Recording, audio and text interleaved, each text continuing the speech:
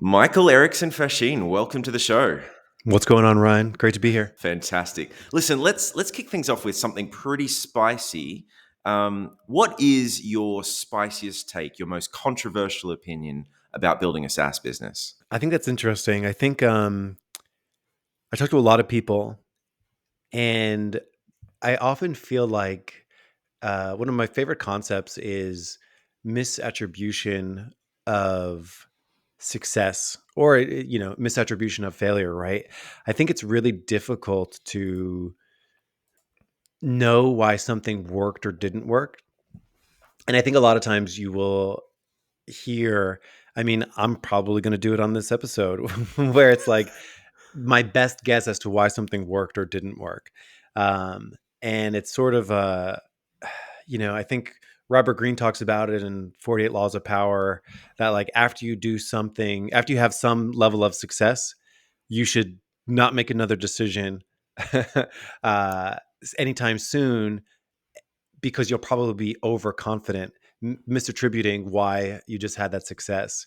So I think always treating it like it's, with the beginner's mind and always have that sort of ounce of humility so that you don't get too big for your, you know, you know, just so you're not falling over yourself. Right. So I think that's something that I always try to follow that like, I think ultimately like everyone's doing the very best approximation of what to do next based off their very best guesses.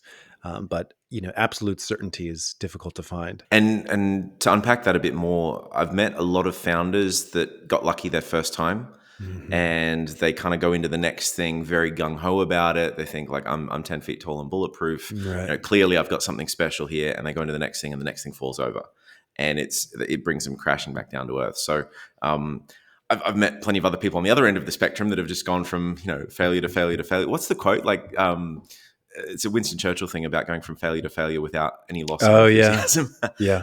But isn't the stat on entrepreneurship, like most successful Yeah. founders have had 2 or 3 failures first before they, that Henry Ford, I think, set up 3 or 4 different car companies before Ford Motors actually really took off. Oh, wow. So I want to step back a little bit. Now, what we'll do later in this episode is do a bit of a deeper dive into podcasting, because I think that's been a really successful channel for you. But before we do that, let's take a bit of a backward step and talk about your business and who it's for. So what is AdBadger and who is it for? AdBadger is an Amazon advertising automation and optimization tool.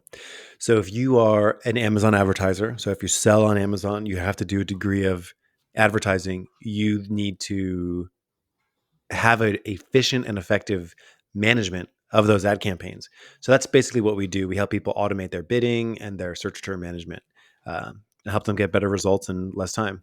And did you start this as a SaaS business, or was it some other kind of business first? Were you a consultant? Were you working in the space? What's your path to building AdBadger? Yeah. So in 2017, I started AdBadger, and before that, I had a digital marketing agency, and we were doing Amazon ads as a service. We were doing Google ads as a service and Facebook ads as a service. And one thing that was really helpful was knowing it so intimately well. Basically, I knew, I was trying to solve my own needs when I started AdBadger. I was trying to look at my own workflow and ask myself, like, what tool could I use to improve that workflow? So I knew the problem, and I continue to know the problem quite well as I stay pretty close to our area of, knowledge, which is, of course, paid traffic management. So I have good experience with that. And I'm always trying to learn something new, how people work and like what their goals are. And I try to stay very close to that. I've seen that model more and more, where people will start with a service business, Right. identify a problem or like or something they're doing repeatedly, a workflow that they've got to run through all the time, that just isn't, there's no good tools available to do that. It feels slow or inefficient or difficult, and then they'll turn that into a software business. How did you go about that transition though? Like, what was your starting point? And I'll also say that's like the best way to have certainty, right? If you want to increase the probability of success, you can do things by that increase your certainty. So like doing it manually, understanding the process, you're doing it manually. You're dragging and dropping something instead of having it automatically go into like whatever the task is. That's what software should be for. Don't look at software as like, oh, wouldn't it be cool if dot dot dot. Those are generally riskier bets as opposed to here's a system that we're already doing manually. Let's just automate it or make it faster or better. Those kinds of things. So I think that's one idea that served me well over the years for sure.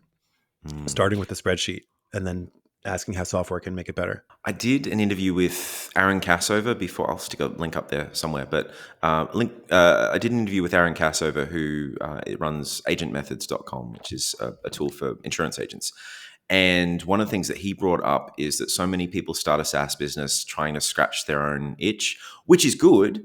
But if you're a software developer, most of the problems that you encounter on a day-to-day basis have already been solved. So you were outside the software development world. You were encountering a problem that was in a completely different space that a lot of software developers weren't exposed to on a daily basis, and thus there was a gap in the market. There weren't any good solutions. What did your MVP look like?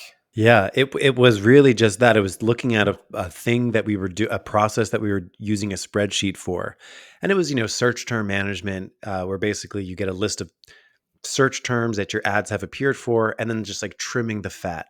So things like over 20 clicks and no sales, you would always want to block that. You would always want to turn that off. So that was our MVP, what we did first, which was just like, let's trim some fat. I really wanted to shape AdBadger around like no-brainer decisions that like you would always want to apply. So a lot of our tool does just that. It's like, here's a no-brainer decision to make. And we just sort of present those to users on a silver platter. So that sort of initial seed was existent in our MVP as well. So people can find those quick wins Right. much faster and much more easily. Yeah. Yeah. And when you got it started, did you sell it to your agency customers at first? Like, where did you get the initial traction from? Yeah, being in the industry already, having contacts in the industry already, um, we had some initial tailwind there by just being in the industry already, having contacts, having collaborators, like knowing it well, doing it intimately ourselves.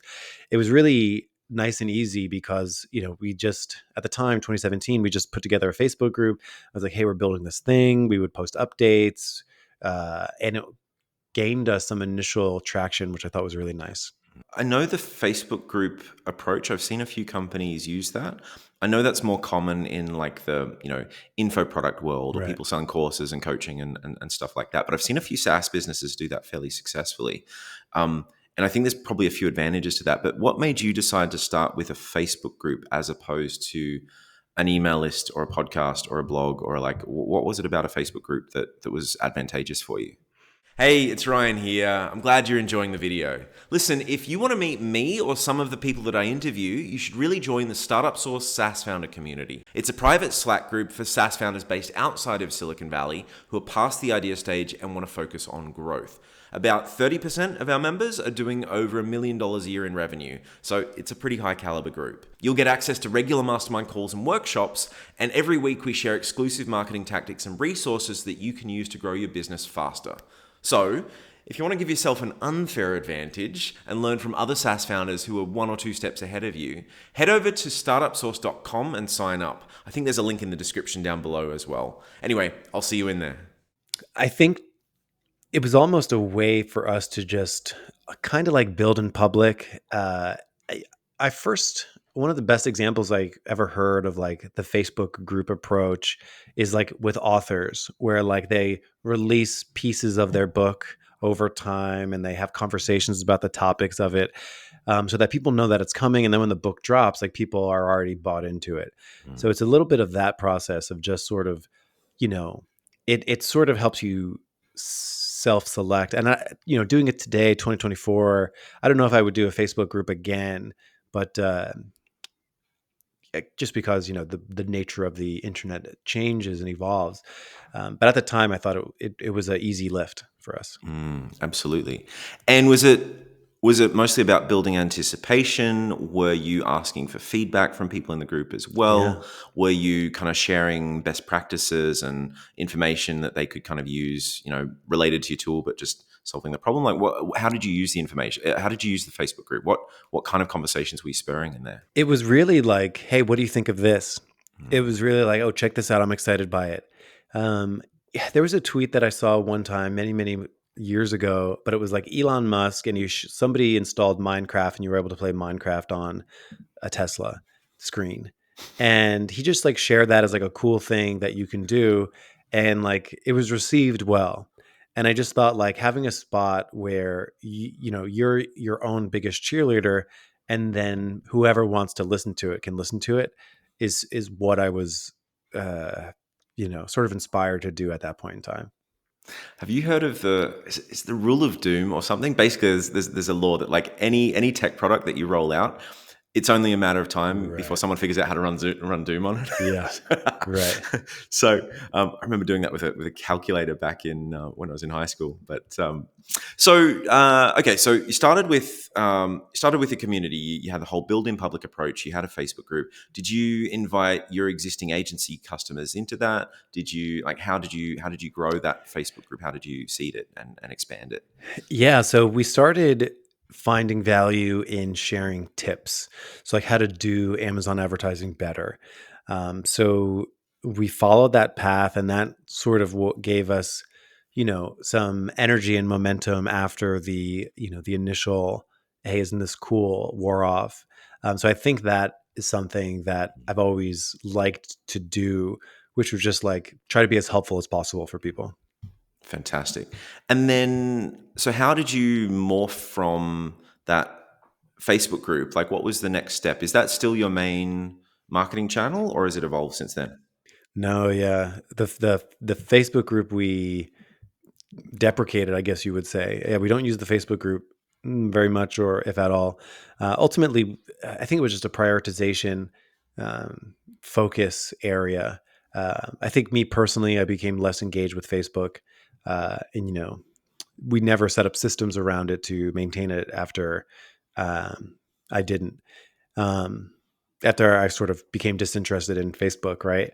So yeah, that's a really interesting reflection. I actually don't have a great reason as to why we sort of stepped away from it. And I every once in a while, maybe a couple times a year, I'm always just like, man, like should we like reinvigorate that? Should we like get that going again? I think in general, like SaaS companies should have a place to like talk to their customers in that sort of way. Like, who's going to care if we post like, a, people playing Doom on it or people playing Minecraft? Like, where do you have a place to like talk about that in a sort of controlled setting that you own, that you can sort of touch base on, where people can see, oh wow, there's other people that use this thing. So I don't know if Facebook is the best place for it anymore. Like there's a lot of community building tools out there like Circle or School or something. So I'm not exactly sure where the best place is these days, but I do think having a place to talk to customers really easily with low friction where Mm. they are is a valuable advantage. It's really interesting. A lot of founders that I talk to, the conventional throwaway advice is talk to your customers more. Like you hear Right.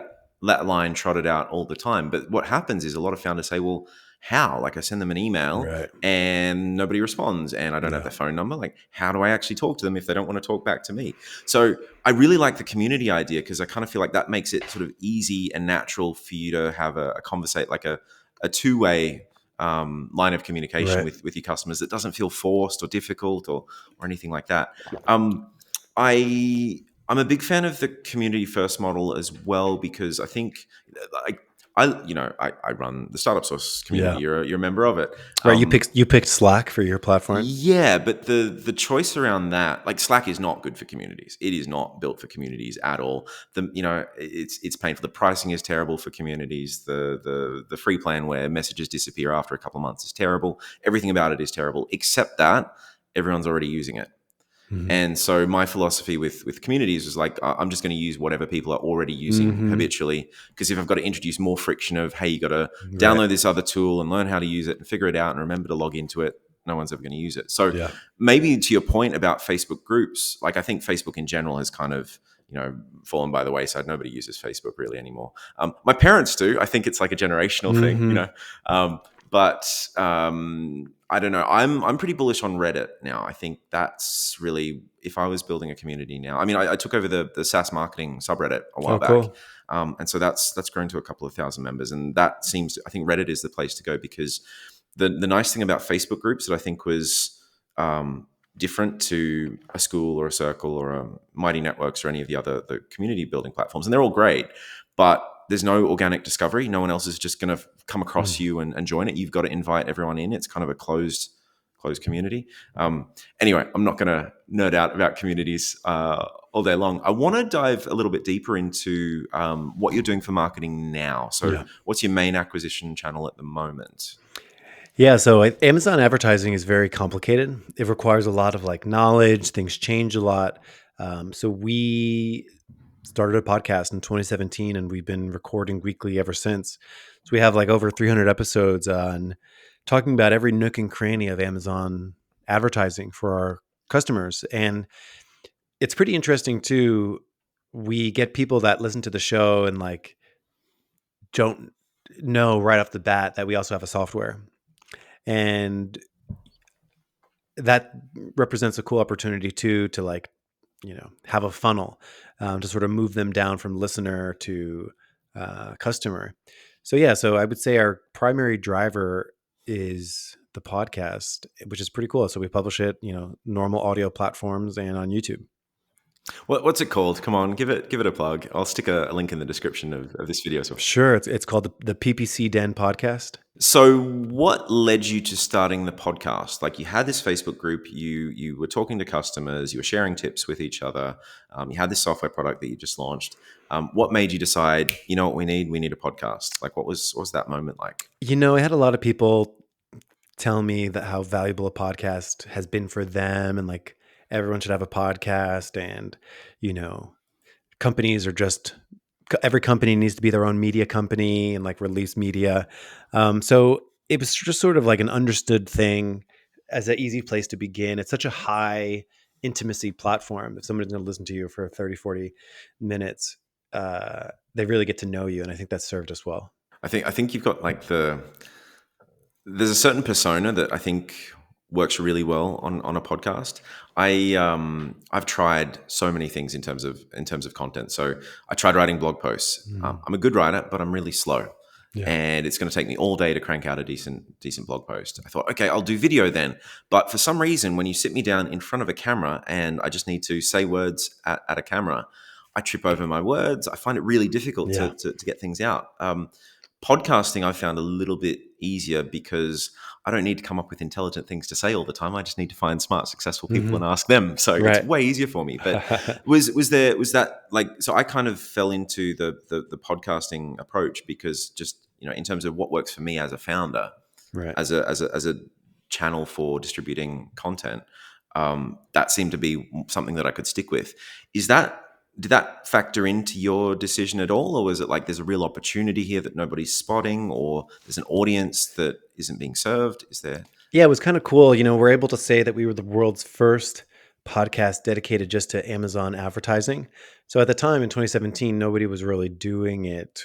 There were like general Amazon marketing shows, but not just focused on the paid advertising component, which is such a major part of the selling experience on Amazon. So it was kind of cool how we were able to be there earlier than everybody else, which was neat. Fantastic. And so what does your funnel look like after the podcast? So people come across your podcast, they listen to a couple of episodes, they go, I really like this guy, this dude's smart, he knows what he's doing, I'm learning so much. How do you then transition them from the podcast into using a software product? So I think the best thing what's the next action to take after someone listens to a podcast? And I've always wanted the next action for someone to take to be inspired to go and do something. So like to actually go and like open up their Amazon account and go do something. And I think that's like the barometer that I have every episode. So if someone, so basically like similar to how on like YouTube, right? Like what's the goal of a YouTube video? To like rank more. It's like to get them to watch another video. And then like you do that consistently enough, like someone genuinely becomes a fan. So like the goal with the podcast is actually to really get people to like know, like, and trust the company, me, before ever taking another action. Because I feel like if we can accomplish that on the show, the rest is easy. As so, like we're not very pushy on like go get this thing right away and like then like take them through like go book a demo, go do this. I've always taken a very organic approach to it, which is just like, hey, like we're doing something cool every week. Be sure to listen, and then just by the nature of sort of following us, they'll eventually start to hear mentions of the software, or, sometimes I'll record like a little internal commercial for like 20, 30 seconds if it relates to the topic. But it's never forced and it's always organic. And I'm always just trying to make sure that it's valuable so that they never think that like the purpose of the podcast is just to go book a demo. And I genuinely mean that. And it's, many people have said like you need to push it harder on the podcast. I'm just like, that's not the goal of the podcast. Like it is sort of an entertainment platform, like it's a learning platform. And like that's got to be the primary goal every single episode. Not like let's just tease them and get them to book a demo to get more. But no, it's like we want to create something good so that they come back for next time. Do you have sponsors on your podcast, or is that a No. decision that you made? That's not something that you're interested in doing, or Yeah, no, yeah. In a perfect world, we are our own sponsor. So periodically, if it fits into the episode, I will mention, like I'll cut into the episode and say like, hey, like we're talking about this and how to do it without any tool. But just FYI, if you're curious to learn more, we do this in our tool. Come and check it out. And Mm, it's pretty light. It doesn't interfere with that ultimate goal of being able to give people something useful. mm. So that's something that I always think about. And it's not pushy, it's not super Right. salesy, it's Yeah. it's information, but hey, it would Hmm. be easier if. I sometimes wonder. I was talking to a guy who wanted to do a webinar the other day, and he was asking for some advice on how to structure it and how to put it together. And it was just a glorified sales demo. It was all about his product. That's all he Right. wanted to talk about. And I think that's a mistake that a lot of founders fall into. We're so eager to tell the world about our product that we forget that that's not what the Mm. audience or what the customer wants. They've got a problem. They want to solve the problem. Maybe your product is tangentially related to solving that problem, but fundamentally, it's about I want to do the thing. So I really like your approach of make it as informative as possible. I want people to learn. I want people to be able to go and apply it. That's the barometer that you said you set for every episode. And then if they can take something that they learn on the show and they can learn how to do it manually, that's great.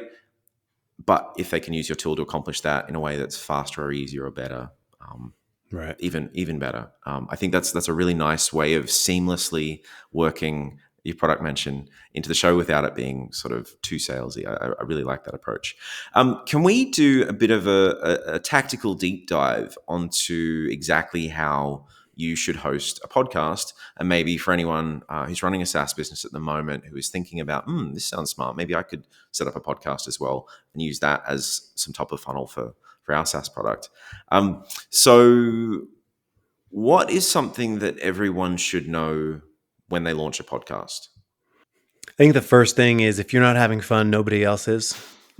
It's ultimately people like go on their phones or like listen to something like, yes, you can say it's for learning, but like they also need to be entertained in some way. Cause like you're competing not just with your competitors' content, but like all the content on the internet, which is like fun and funny and exciting and like, all these different things. So the competition that you're competing with is very strong. So incorporate, elements in what so like make it fun for yourself, and like that will be infectious for people. So I think that's a key component to why you've had success. Like, we have like a 90-second podcast intro. We've gotten like Queen, Freddie Mercury impersonators singing, you know Amazon advertising inspired songs. I've pulled out the guitar behind me and I've sang songs about Amazon advertising. So it's like you got to have fun with it. And I think, if you can have fun and learn, like those are good, teaching opportunities, because our the second part of that is it's going to be useful. So like, why are people listening? And for us, it's a technical industry, like technical digital marketing. So I think it serves us well to sort of be like an encyclopedia for people, Mm, be a place where people can learn something that they can apply every week. mm, That's incredible. So we have people that say they listen to it every week to like learn something and like push their setup further and try to get better results, mm. even if they don't use the tool. So I'm proud of that. Fantastic. And how do you strike the right balance between? So if it's too much entertainment, not enough educational content, they get to the end of it and they haven't. Impossible. Yeah. You can't be entertaining enough for sure. I think like, I mean, if you go in with that mindset, like it's impossible. Like, I'm not a stand-up comedian, but like, I don't think anyone should try to, because I mean, it's going to be self-regulating as you like structure an episode around a topic. If you share that, like, yeah, like, it's not a joke. You have, there was a podcast I listened to one time, and like the guy did take out his guitar, but it was like way too long, and it was Mm, just like too self-serving, and it's like, you got to remember somebody else is out there. But yeah, I mm, just think, I don't know, you have to have good taste. mm. But is that it's just a judgment call you've got to make? Like, okay, this is where fun, quirky, entertaining sort of stops, and now the educational part needs to begin, or do you try and blend them in together? You know, yeah, blend it in together. Like, you have to have fun. Like, I go to a conference every once in a while, and it's like a digital nomad type conference, and they have like a stand up comedian doing jokes. I don't know how the stand up comedian knows the what it's like to be like a digital nomad so well, but like he's making jokes about like project management tools and like boarding passes and like just like very topical information. And like he normally opens up the conference. He's done it a couple years that I've been to this thing, and people love it. And I think like the entire it's like 20 minutes, 20-minute set or something. So I just think if you prep work is really big when it comes to shows. So yeah, prepping and understanding like what's a good balance. But yeah, for the most part, like, I mean, let's get real. If you can create something that completely entertains people in the content area that you're in, like that's a huge accomplishment. Mm, If you really did create something so entertaining that like it mm, actually kept people fully engaged the entire 30, 40-minute episode, that's going to be rare. mm. Like if you could do that, that's awesome. And it's probably a fairly unique competitive advantage too, particularly if you're in a space that is fairly technical. It Right. can be a bit dry. Big If you can time. bring some energy and some enthusiasm and make some people laugh, Big time. or have a good time. Yeah. Yeah. Do you have any tips on how to make a podcast more engaging or interesting? So I think the easiest, so like you have entertaining and you have useful, right? Like I do think there's a degree of people that will listen to it if it's only useful, right? So like, and usefulness is going to be easier to hit than entertaining, right? Entertaining is a little bit more of an amorphous component, whereas usefulness is a little bit of a binary where you can like hit it and get it, and you can structure it. It's a little bit more mechanical. So I would say at the very least, it should be useful. Um, and like if you can, like, what is the purpose of someone listening? Like what do they hope to accomplish by listening to this? And I think like you think of like the most popular podcast in the world, Joe Rogan podcast. It's like he's not teaching anybody something. So I would say for that, it's like easy for him. He literally is a stand-up comedian. He's a comedian, so it's easy for him to create something that's going to be entertaining for 3 hours and interesting to him. But it's not so much like nobody listens to this Joe Rogan podcast to like level up their world history. It's like let's get entertained about this topic. Um, so yeah, I think just being self-aware of where you fit in, I think is really valuable, and a useful content B2B podcast is going to be easier to create. And then if you can make it entertaining on top of it, like that's the icing on the cake. Well, that leads me into my next question, which is what makes a business focused podcast different to one focused more on consumers? So that's really interesting. I would say for us, I really put the emphasis on utility. Like, why would someone with all the things that they have to do. They have clients to manage, their boss is telling them to get better results, like all this stuff. Our goal of the episode, I always say it in the beginning, it's our designed to make your Amazon advertising life a little bit easier and a little bit more profitable. So like that's sort of a tagline of the show, where it's just like we're trying to legitimately help make it easier. So like the bar that I keep coming back to is like, does it actually make people's lives easier listening to this thing? So that really is the goal. And I think it's easy for the B2B context, right? Like it's easy to make a B2, like a business, easier. Like it's easy to do that. There's so many ways, there's so many things that a business can do to improve their efficiency, to improve their effectiveness, to get better results. Like there's a million things to do. And that's what we focused on week in, week out. Like if there's a new screen that Amazon releases, like a new tool that they release, has nothing to do with our tool. It's just a new screen that Amazon creates. Like that's an episode where it's just like, let's break this down. How could you use this? So it's like a little bit of like news of the industry. It's a little bit tips of the industry. It's a little bit, and if you can sprinkle in some entertaining bits in there, like you have a good recipe. I think the other big advantage with a podcast, specifically for a SaaS business too, is when you've got a software product, you're not actually selling a solution. You're selling a tool that someone can use to solve the problem themselves. Mm-hmm. And tools only have value if you understand how to use it. Right. So there's always education Big time. around every SaaS product. So it sort of feels like they lend themselves pretty nicely to, having a podcast for a SaaS product seems like a natural fit. Yeah, the more knowledgeable our customers are, the better they're going to be able to use our tool. It's a no-brainer for us. How do you find and evaluate guests? And how often do you bring guests on? Like how does that fit in with your show? So a couple different things. Number one, I have friends in the industry. So I love having friends on the show, people that I already know, people that I'm comfortable with, people that I have an idea of what they're going to bring. So I love talking to people that I genuinely, personally like. So that's the first thing. Like, do I actually like talking to this person? Do I think they're generous with their ideas, or are they going to be withholding? Right. So that's one component, just my normal day-to-day networking. I know people in the industry. Number two are going to be like Amazon agencies that use our tool. They're digital marketers themselves. They love talking about it themselves. So they're working with their own clients and, have them on and talk about their secret sauce that helps, them push their clients' results forward. It's cool for them to get some extra visibility, and it's cool for our audience to listen to how they function as well.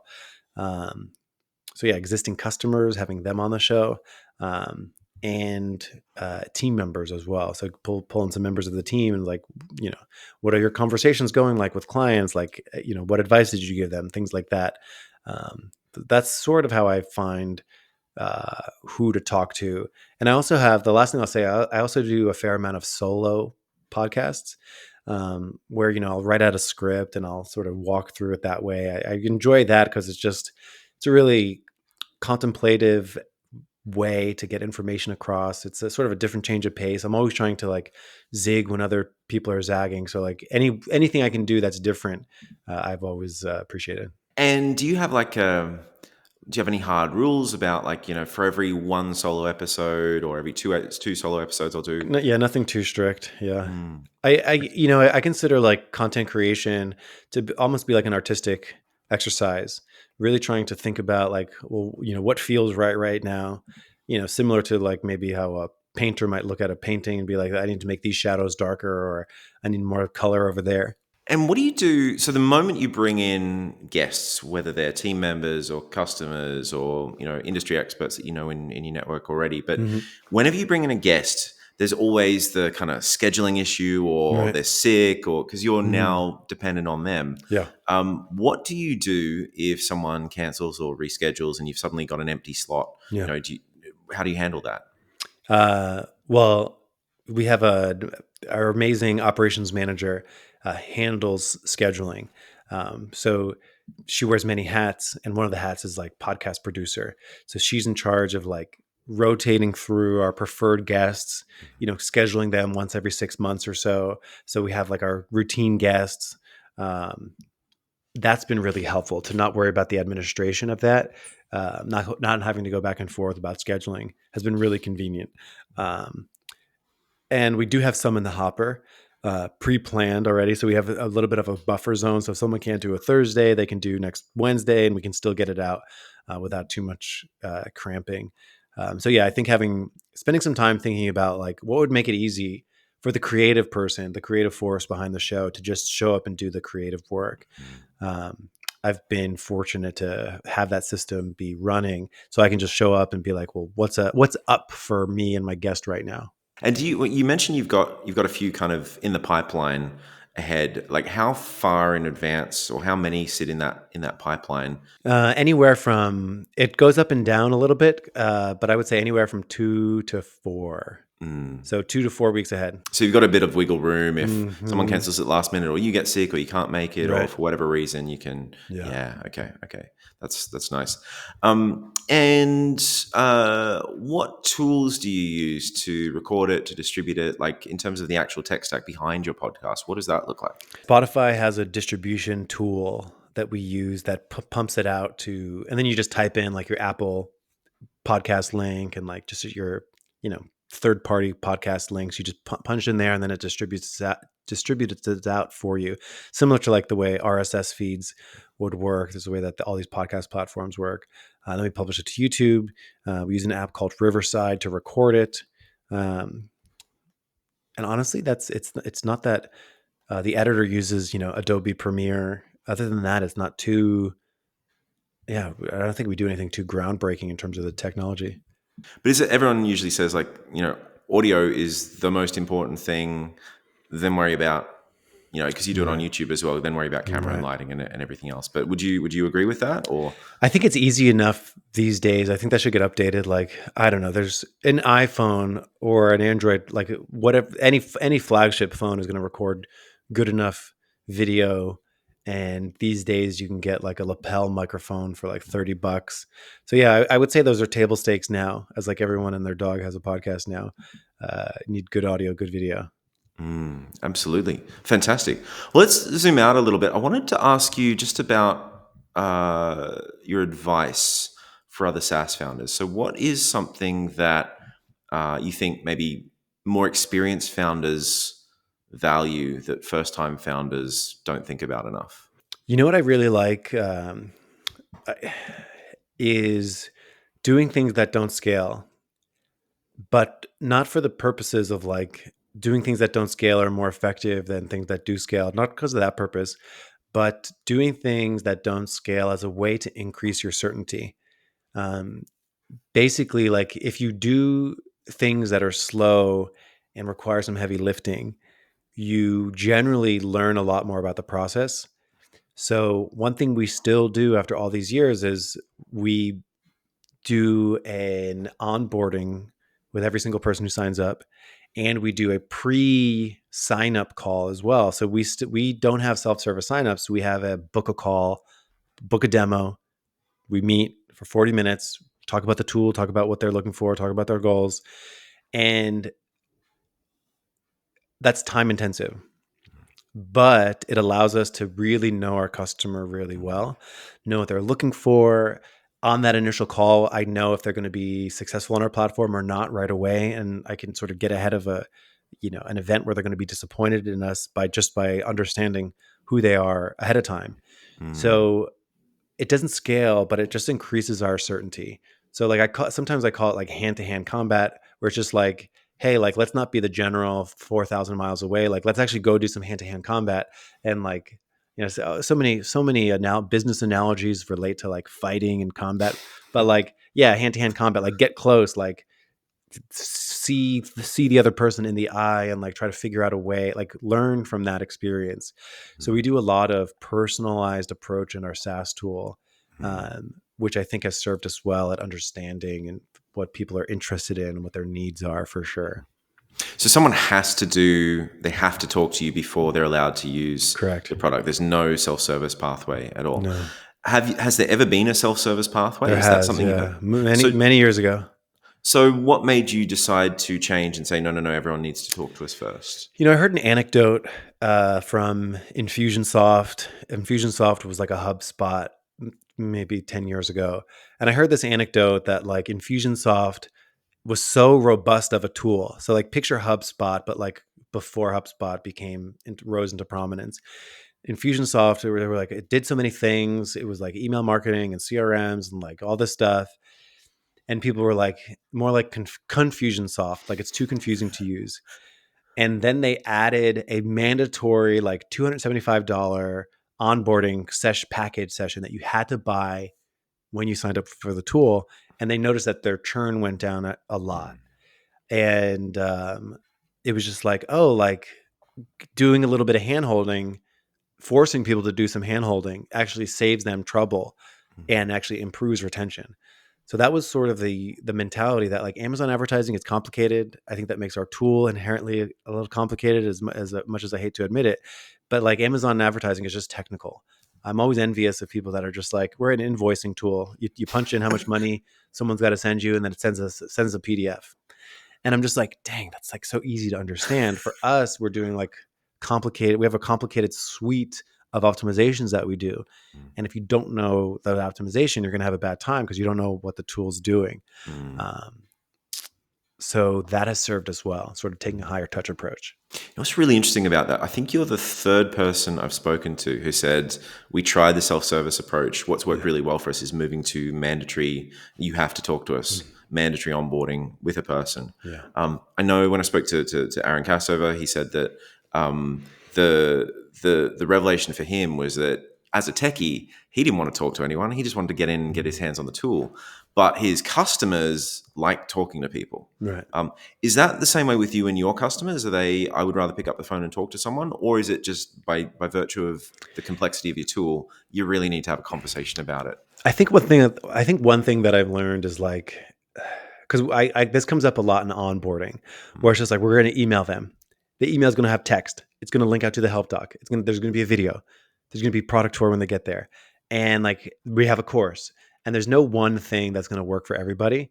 So that's the thing that I've learned, that like, currently we're only optimized for people that don't mind getting on the phone. But I have to imagine there's probably some customers that would sign up if we had just had like a 30-day free trial, that they can just come in and sign up.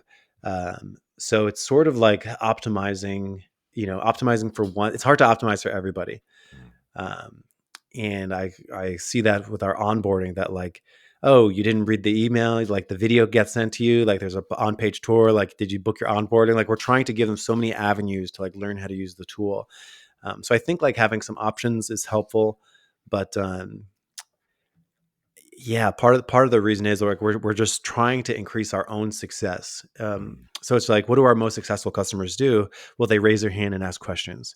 So we're going to start our process by like almost self-selecting for those customers that don't mind booking a call or communicating with us when they bump into trouble. So that served us well as well. How do you deal with shiny object syndrome? Like, very poorly.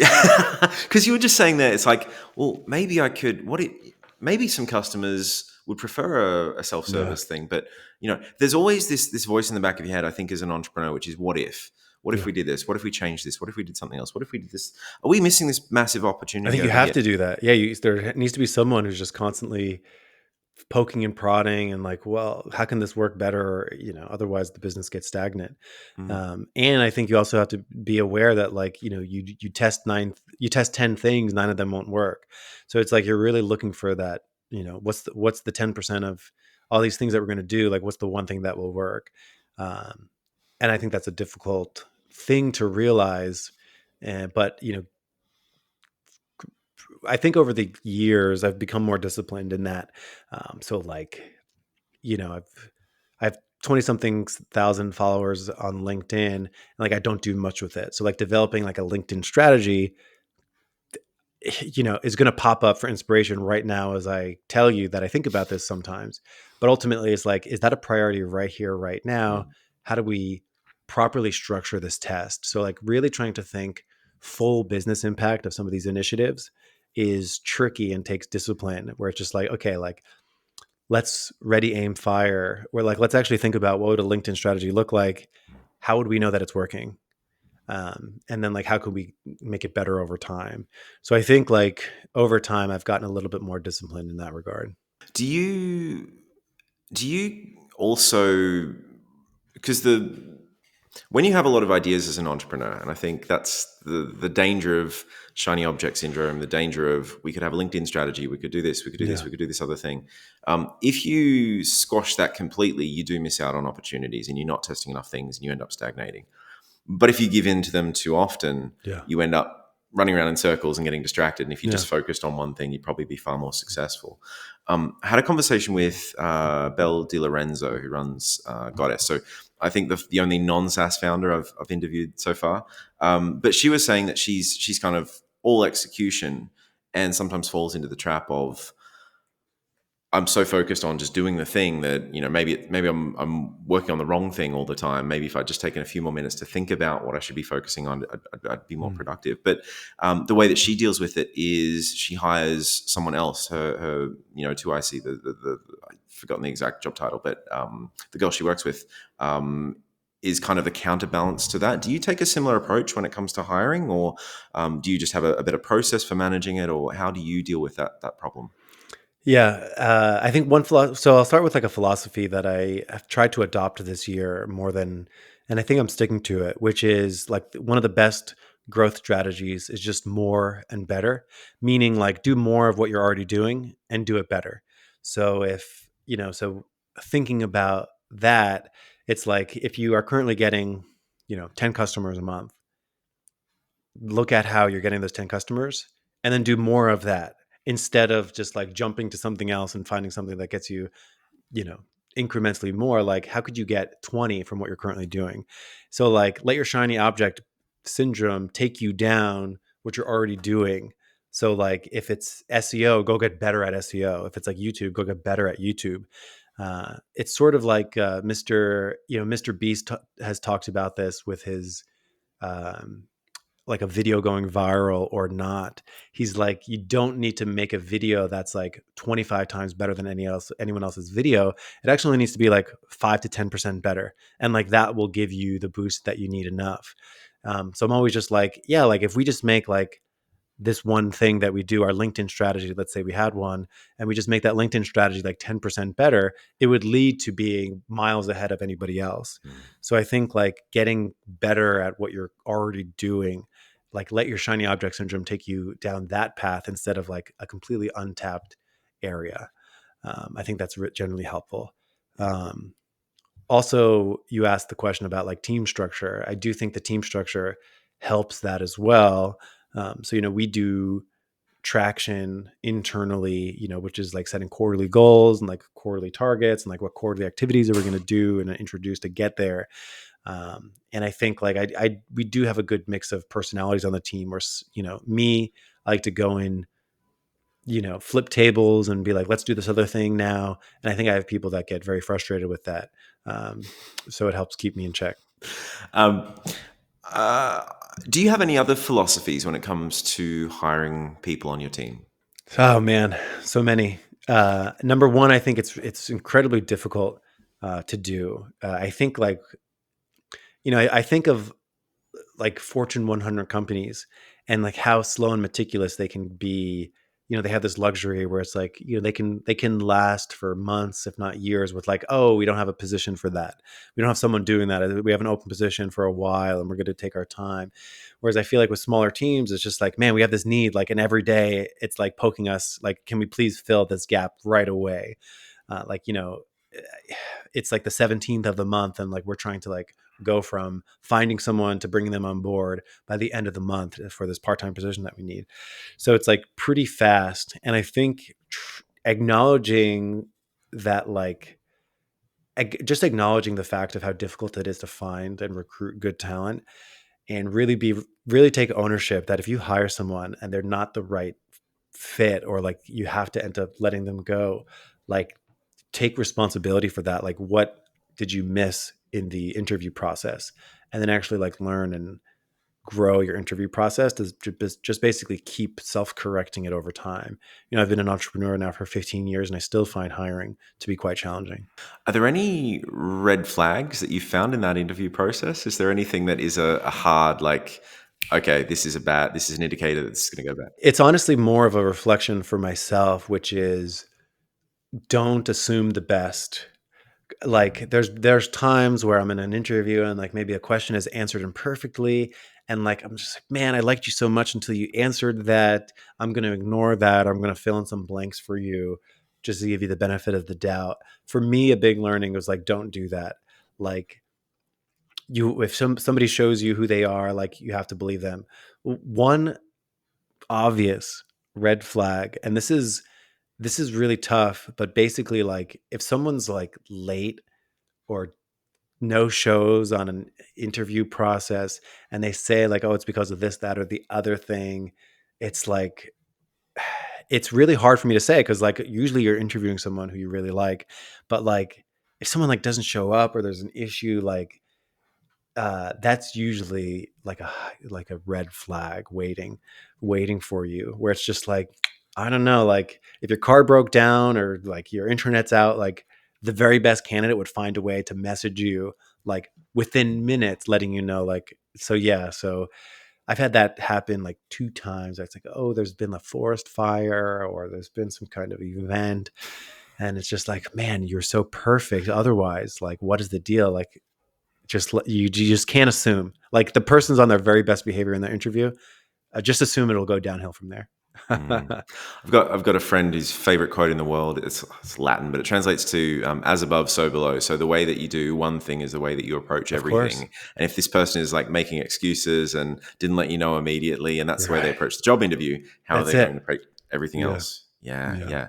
Are there any green flags? Are there any, like, has anyone really wowed you in a job interview with an answer they gave or a way that they approached a question or a problem? Yeah, one question I love to ask is like, so if I'm hiring, someone for LinkedIn strategy, I'll ask them like, what's the difference between a good LinkedIn strategy and a bad one? And they'll answer. And then I'm like, well, what's the difference between a great one and a good one? And like, if they can see that there's a spectrum of Mm. activities and output, and like, how do they think about that? I think that's a valuable question that I enjoy asking. I've always found, and this is very specific to marketing, but I've always found whenever you're hiring marketers, if you ask them, tell me about a time where you set up a side project, like, and what was it and how did it go? And the filter there is that if you're a startup and you're hiring someone on a marketing team, all the best marketers will set up a blog or an affiliate site or something to teach themselves a new Right. marketing channel before. And so it doesn't really matter what that side project is. It doesn't matter if it was a spectacular failure and bombed and made no money. But the fact that they've actually gone out, demonstrated some Cool. initiative, built something under their own steam to teach themselves something outside of their own regular work environment, that always sets people apart. Yeah. And you'd be surprised how few people will actually say yes. And the ones who do say yes, that tend to be really good. So that's always the hiring hack I've had for my hiring marketers. I don't have any hiring hacks for hiring anyone else, though. So Right. hence the question. I want to just ask you as well, for anyone thinking about making that transition from agency owner or service business owner to a SaaS founder, what are your learnings about that process? Is there anything you would do differently if you had your time over again? I think the hardest thing is always determining like what's the next thing to spend engineering resources on. It's incredibly difficult to know, right? And to me, the most valuable thing you can do is increase the certainty of what you're spending hard-earned engineering dollars on is going to be useful to people. So all of the things like, you have 5 hours to chop down a tree, spend the most amount of time sharpening the saw. So like try to increase your certainty as much as possible with what you're building is actually going to be useful to people. So like all the things, like whether it be customer surveys, interviews, uh, documented processes, like all that stuff that you can do, and then build an MVP as light as possible, um, and then improve it over time. So like it's basically lean startup stuff. That's been a philosophy that I always strive for after 10 years of being an entrepreneur. Like try to validate your ideas before you actually do them. And it's especially true with software. So try to validate that idea and then measure if your assumptions based on all your data was actually correct. Talk to me about retention. Mhm. I think that's something that a lot of first timers don't think about a whole lot. They get so caught up in like how we're going to do marketing, how we're going to acquire all these customers, but they don't think enough about how they're going to keep them Yeah. at the other end of it. What have you implemented any strategies in terms of retention that you found to be really effective? Yeah. I think a lot of it is it's related to what I just mentioned about the software features, where it's just like, are we selling, you hear all these different, like, you're selling a vitamin or a painkiller, are you selling chocolate or broccoli, where it's just like, are you truly creating something that's going to get used and really solve that pain? Um, because there's some features in our tool which I think are awesome, but you only have to use like once a month. And it's just, because like it's this particular search term analysis takes a month to really accrue enough data to be useful. And it's just like, dang, like that's not solving a need that maybe is big enough for people to really stick around. So always sort of thinking of like, what can I do? Find that sweet spot of like the thing that I can build as quick and light as possible, that's going to be as useful as possible on a day-to-day basis. I think that is a difficult place to get to, because the industry is changing. Your customers might tell you something different this month than next month. So dedicating a lot of time towards like getting your product right is really valuable. And so like listening, reflecting is something that I continue to strive to do better on. Um, I think one thing, like doing something that doesn't scale, is just talking to customers a lot, like really trying to have a big pipeline of communication to go back and forth. Like, what is the information that we need to make a better product? I don't think should ever finish. So that's something that we always try to do: talk to people, like find out why they're churning, find out what they like, what they don't like, try to get more data, try to get more insight. Always be hungry for that. What does that talking to customers process actually look like for you? Because I know you said, okay, you had the Facebook group, kind of let that deprecate Yeah. in favor of the podcast. I did an interview with Shana Huber, and she has customer advisory boards. So she Yeah. will pick out a few customers and ask them to kind of work with them, kind of, Yep. and suck all the knowledge out of their head because she wants to understand everything about their Yeah. world. Do you do something similar to that? I mean, you've Yeah. got the onboarding processes, so you've got an excuse to talk to them from the very beginning. But Right. talk me through, what does that look like for you? Yeah, we've got a team of uh, basically exactly that same kind of thing, customer advisory board. We have some people in some Slack channels that we can just ping whenever we have updates or we want to get a second opinion or thoughts on. So having some intimate people that you can talk to and trust, I think has been really valuable to us. And how do you choose those people? People that you get along with, people that, are going to be generous in their feedback. Um, Maybe people who are going to be forgiving if there's a misstep or something like that, so that you can really like have a good relationship. um, and I also think power users, um, in the sense of like, you want to find the people who are going to be most disappointed if you were to shut down, like people that actually use it and like actually know about it and actually, um, I found immense value in like really getting deep with some customers of ours. So, are there any tools or books or resources or anything else that you would recommend to other SaaS founders? I think one thing that's been great for me as an entrepreneur, who's someone who is constantly inspired and always thinking of ideas, is sort of like, the Gino Wickman traction book. A lot of people use this sort of similar style system, but it's basically like take being more methodical to keep yourself on track, has been immensely valuable for me. So I can't recommend that enough. Just a really systematic way to get organized and execute effectively. I really like that one. I really like the book, Reboot. Um, Reboot is a book, and the author is, it's called Leadership and the Art of Growing Up. I think anyone who's like has a team and like trying to build a team, understanding how much baggage you bring to the environment is really valuable. I think it'll make you less frustrated. Understanding who you are is going to be a good characteristic of a leader. So that book has been really influential to me over the years. Um, in terms of software, I love Professional Product Owner by Don McGreal, a professional product owner leveraging Scrum as a competitive advantage. As me as a non-technical founder, I didn't know much about how to organize software projects, and this book was written by, it's got endorsements from like the co-founder of Scrum and whatnot, but it just gives you a framework of how to structure your task requests for your developers and like how to build something that's meaningful to them and like understanding the user stories and all that good stuff. That book I found really helpful to me. Michael, it's been a pleasure, buddy. If someone is interested in AdBadger or in getting in touch with you, what's the best way for them to reach out? By the time I think this goes live, I think I'll have a LinkedIn strategy in place. So feel free to reach out to me on LinkedIn. Just my name and Michael Erickson Facchin. Thank you so much, mate. It was a pleasure. Absolute pleasure.